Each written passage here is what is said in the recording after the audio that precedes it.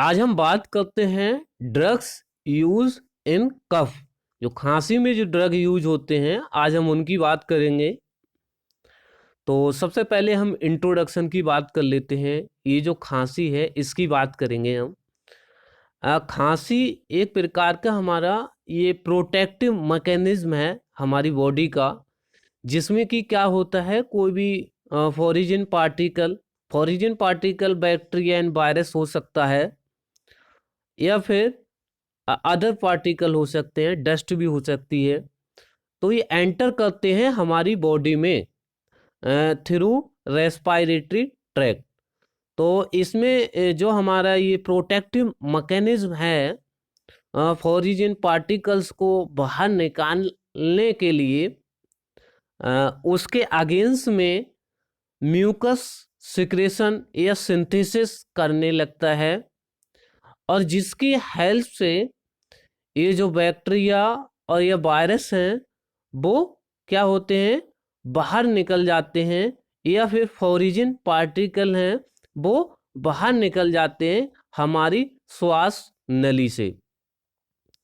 तो एक बार फिर से समझिएगा, ये हमारे बॉडी का प्रोटेक्टिव मैकेनिज्म है, जिसमें क्या होता है, कोई भी फॉरिजन पार्टिकल एंटर करता है हमारी बॉडी में थ्रू रेस्पायरेटरी ट्रैक्ट या रेस्पायरेटरी एयर पैसेज।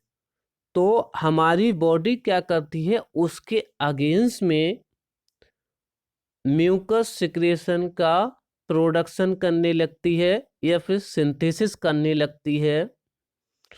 उसके बाद इंक्रीज कर देती है सिक्रेशन ऑफ रेस्पायरेटरी, या फिर रेस्पायरेटरी सिक्रेशन को इंक्रीज कर देती है, जिसकी वजह से जो फॉरिजन पार्टिकल है वो रिमूव हो जाता है हमारी बॉडी से, या फिर एयरवे पैसेज, ठीक है, श्वास नली से वो रिमूव हो जाता है by the help of increasing respiratory secretion. इतना याद रखना है। अब हम उसके बाद बात करते हैं कफ। जो कफ के प्रकार हैं, कितने टाइप की होती है, तो 2 टाइप की कफ होती है। नंबर 1 यूजलेस, उसे हम नॉन प्रोडक्टिव कफ या फिर ड्राई कफ भी कहते हैं। इतना याद रखना है, यूजलेस को हम नॉन प्रोडक्टिव कफ भी बोलते हैं और ड्राई कफ। और नंबर 2 यूजफुल कफ, उसे हम प्रोडक्टिव कफ कहते हैं और wet cough, productive and wet cough बोलते हैं। तो सबसे पहले हम बात करते हैं यूजलेस कफ। ये जो यूजलेस कफ है ये क्यों आती है, क्योंकि कभी कभी देखा है आपने, जो इरिटेंट होते हैं, चाहे वो इरिटेंट डस्ट हो, उसकी वजह से ये आने लगती है नॉन प्रोडक्टिव कफ या फिर यूजलेस कफ। जैसे कि अस्थमेटिक जो पेशेंट होता है, वो क्या होता है, उसे क्या होता है, किसी ना किसी चीज से एलर्जी होती है, लाइक डस्ट। अगर उसे डस्ट से एलर्जी है, तो जैसे ही डस्ट एंटर करेगी उसके श्वास नली से, तब वो पेशेंट क्या होता है, बहुत ज़्यादा उसे खांसी आने लगती है। ऐसी खांसी को हम यूजलेस कफ बोलते हैं। तो ऐसे पेशेंट जो अस्थमेटिक पेशेंट होते हैं, वो उन्हें एक टाइप की एलर्जी होती है। एलर्जी डस्ट से हो सकती है, मैंने एक एग्जाम्पल दिया है। और भी चीज़ें हैं, उनसे उसे एलर्जी हो सकती है, परफ्यूम से हो सकती है उसे एलर्जी। तो ऐसी कफ जो आती है, तो उसे हम यूजलेस कफ बोलते हैं। वो इरिटेंट की वजह से आती है। इरिटेंट मैंने बता दिया, डस्ट भी हो सकती है, परफ्यूम भी हो सकता है, और भी चीज़ें हो सकती हैं, मुझे नहीं मालूम अभी।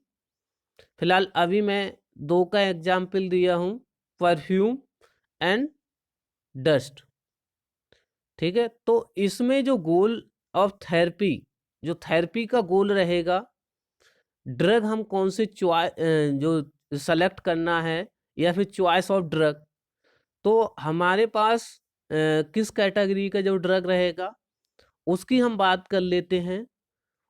उसमें ऐसे ड्रग यूज करेंगे जो सप्रेस करें, इस कफ को सप्रेस करें, मतलब कि रोक दें, जो खांसी आ रही है उसे क्या कर दें, रोक दें, सप्रेस करें। अब हम बात करते हैं नंबर 2, जिसमें यूजफुल कफ, हम इसे प्रोडक्टिव कफ भी बोलते हैं और वेट कफ। तो याद रखना, हम इसे प्रोडक्टिव कफ एंड वेट कफ, ये जो कफ होती है, ये जो खांसी आती है, ये हो सकता है जो फॉरिजन पार्टिकल है उसकी वजह से आती है। फॉरिजन पार्टिकल हो सकता है मे बी वायरस या फिर बैक्टीरिया या फिर कह सकते हैं पैथोजन। ठीक है, तो याद रखना है, ये जो वेट कफ आती है या फिर यूजफुल कफ आती है, ये किसकी वजह से आती है, हो सकता है हमारी जो श्वास नली है उसके थ्रू एंटर किया है वायरस या फिर बैक्टीरिया या फिर कह सकते हैं पैथोजन।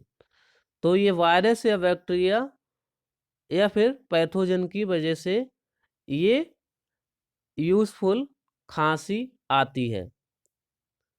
तो एक बात याद रखना है, ये जो खांसी आती है उसमें हम जो खांसी आ रही है उसे सप्रेस नहीं करेंगे, ऐसे ड्रग नहीं सेलेक्ट करना है जो यूजफुल खांसी को सप्रेस करे।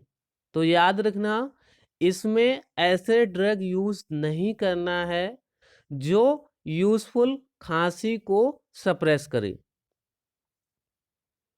अब हम बात करते हैं ड्रग्स, कौन कौन से ड्रग्स यूज होते हैं।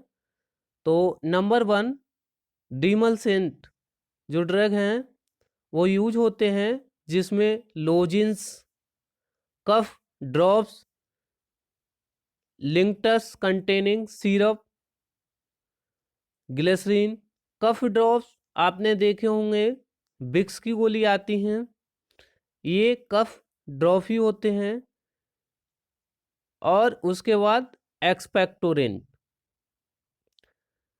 Expectorant number A, bronchial secretion enhancer, जो सिक्रेशन को इंक्रीज कर देते हैं, जिसमें ये जो ड्रग हैं sodium and potassium citrate, potassium iodide, guaifenesin, balsam of tolu.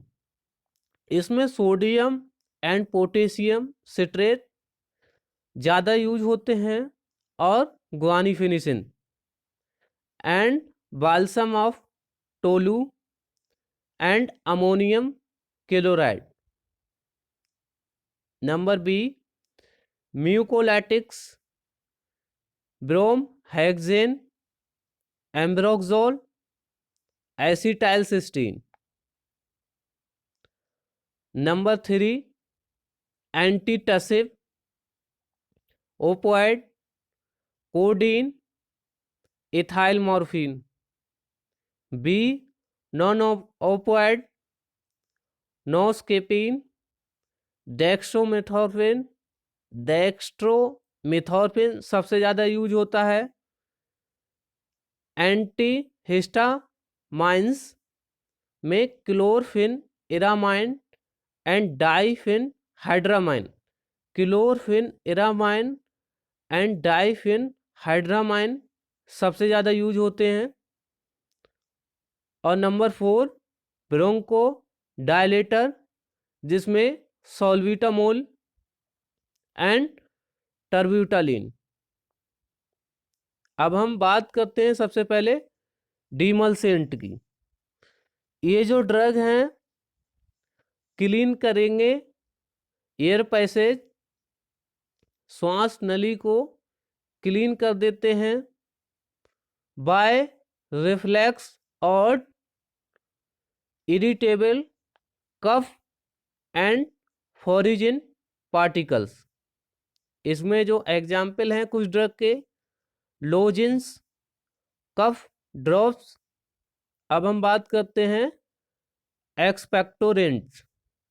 ये जो एक्सपेक्टोरेंट हैं वो लूज करते हैं एंड थिन करते हैं म्यूकस को।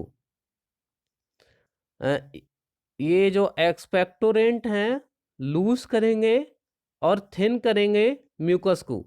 जैसे कि कुछ जो पेशेंट होते हैं आपने देखा होगा जनरली, वो उन्हें खांसी आती है, मगर स्पुटम जो है बहुत कम ही आता है, पूरी तरीके से स्पुटम नहीं आ पाता है। ऐसे पेशेंट बोलते हैं खांसी आ रही है मगर बहुत ज़्यादा जो स्पुटम है उसे रिफ्लेक्स और बाहर निकालने में बहुत ज़्यादा दिक्कत हो रही है। तो जो ये एक्सपेक्टोरेंट हैं उसे लूज कर देते हैं, उस स्पुटम को या फिर कह सकते हैं म्यूकस को लूज कर देंगे और पतला कर देते हैं। उसकी वजह से जब ये लूज कर देंगे और पतला, जिसकी वजह से जो जो स्पुटम है वो श्वास नली से बहुत आसानी से बाहर निकल जाती है और जो श्वास नली है वो क्लीन हो जाती है इन ड्रगों की सहायता से। ठीक है, तो याद रखना है ये जो एक्सपेक्टोरेंट हैं ये लूज करते हैं और थिन करेंगे स्पुटम को या फिर म्यूकस को, और जिसकी वजह से ये जो स्पुटम है वो easier to pass from airway, और ये क्या करते हैं, इंक्रीज करते हैं ब्रोंकियल सिक्रेशन एंड रिड्यूस करेंगे विस्कोसिटी ऑफ म्यूकस या फिर स्पुटम।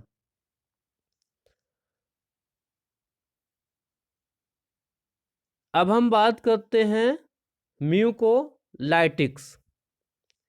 ये जो म्यूकोलाइटिक्स हैं ये थिन एंड लूज करेंगे म्यूकस को।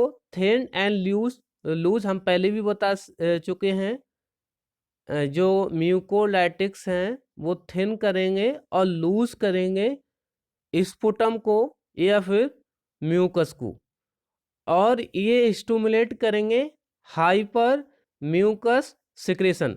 याद रखना है ये स्टिमुलेट करेंगे hyper mucus secretion and reduce करेंगे इन्फ्लामेशन।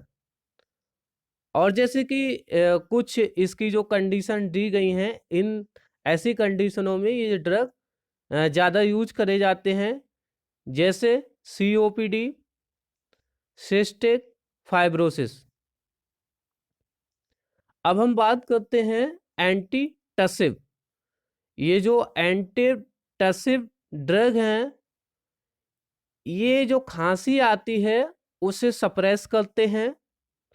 तो हम पहले ही बताए थे जो यूज लेस खांसी आती है, नॉन प्रोडक्टिव खांसी आती है या फिर ड्राई खांसी आती है, तो उस का जो ट्रीटमेंट का गोल था वो हम बताए थे कि ऐसे ड्रग यूज करते हैं जो इसे सप्रेस करें। तो ये अब यहाँ पर जो एंटीटसिव की बात कर रहे हैं, ये जो एंटीटसिव ड्रग हैं वो सप्रेस करेंगे खांसी को। तो याद रखना है जो टसिव ड्रग हैं वो सप्रेस करेंगे खांसी को। जैसे खांसी कह सकते हैं जो ड्राई कफ आती है वो इरिटेंट की वजह से आती है, कोई भी ऐसी खांसी को ये क्या करेंगे, सप्रेस करेंगे। जैसे कोल्ड है और फ्लू है, उसे भी ये क्या कर देंगे, ऐसी खांसी को सप्रेस कर देंगे। और ये जो खांसी आती है उसे होल्ड करके रखते हैं, खांसी को रोकते हैं ये एंटीटसिव ड्रग। और ये एक्ट करते हैं ऑन सीएनएस एंड रिड्यूस करते हैं टर्सल इम्पल्सिस। टसल इम्पल्सिस को रिड्यूस करेंगे। और ये जो एंटीटसिव ड्रग हैं उन्हें यूज करना होता है only non productive cough. Useless cough में यूज होते हैं। याद रखना है एंटी टसिव ड्रग जो होते हैं यूजलेस कफ में यूज होते हैं। यूजफुल जो कफ होती है उसमें यूज नहीं होते हैं। नॉन प्रोडक्टिव कफ में यूज होंगे। याद रखना है, ये याद रखने का है। और इसमें कुछ एग्जाम्पल दिए हैं जैसे कोडीन, इथाइल मॉर्फिन, डेक्स्ट्रोमेथोर्फिन। ये जो डेक्स्ट्रोमेथोर्फिन है सबसे ज़्यादा यूज किया जाता है। अब हम बात करते हैं एंटी हिस्टामाइंस। ये जो एंटी हिस्टामिनिक ड्रग हैं ये इनिबेट करेंगे एसिटाइल कोलिन। एंटी हिस्टामिन्स जो ड्रग हैं वो इनिबेट करेंगे action of acetyl choline by acting on cholinergic receptor. याद रखना एसिटाइल कोलिन की जो एक्शन को ये जो ड्रग हैं एंटी हिस्टामिन्स वो क्या करेंगे, इनिबेट करेंगे। और ये क्या कर देते हैं, सेडेशन करेंगे कॉज, याद रखना। और इसमें जो ड्रग के एग्जाम्पल दिए हुए हैं क्लोरफिन इरामाइन एंड डाइफिन हाइड्रामाइन। क्लोरफिन इरामाइन एंड डाइफिन हाइड्रामाइन ये ड्रग सबसे ज़्यादा यूज होते हैं। अब हम बात करते हैं ब्रोंको डायलेटर। ये जो ब्रोंको डायलेटर होते हैं याद रखना ये इम्प्रूव करते हैं ड्रग की इफेक्टिवनेस को। तो ये जो कफ ड्रग होते हैं उनके साथ ये दिए जाते हैं, जिसमें कि ये कौन से ड्रग हैं, सॉल्बिटामोल एंड टर्ब्यूटालिन। ये ब्रोंको डायलेटर हैं और ये क्या कर देते हैं, ब्रोंको डायलेशन। ठीक है, याद रखना ये जो ब्रोंको डायलेटर हैं ये कॉज करेंगे ब्रोंको डायलेशन और रेगुलेट करेंगे ऑफ कफ और ब्रोंको कंस्ट्रिक्शन। याद रखना रेगुलेट करेंगे कफ और ब्रोंको कंस्ट्रिक्शन। और इनका यूज होता है जो कफ ड्रग हैं उनकी इफेक्टिवनेस को इंक्रीज करने के लिए। और ये इंक्रीज करते हैं surface velocity of air flow during the act of coughing. तो ये याद रखना है ये जो ब्रोंको डायलेटर हैं कॉज करते हैं ब्रोंको डायलेशन एंड ये रेगुलेट करेंगे ऑफ कफ और ब्रोंको कंस्ट्रिक्शन और इंक्रीज करेंगे सरफेस वेलोसिटी। और इसमें जो एग्जाम्पल हैं सॉल्बिटामोल एंड टर्ब्यूटालिन। थैंक यू, आज के लिए इतना ही।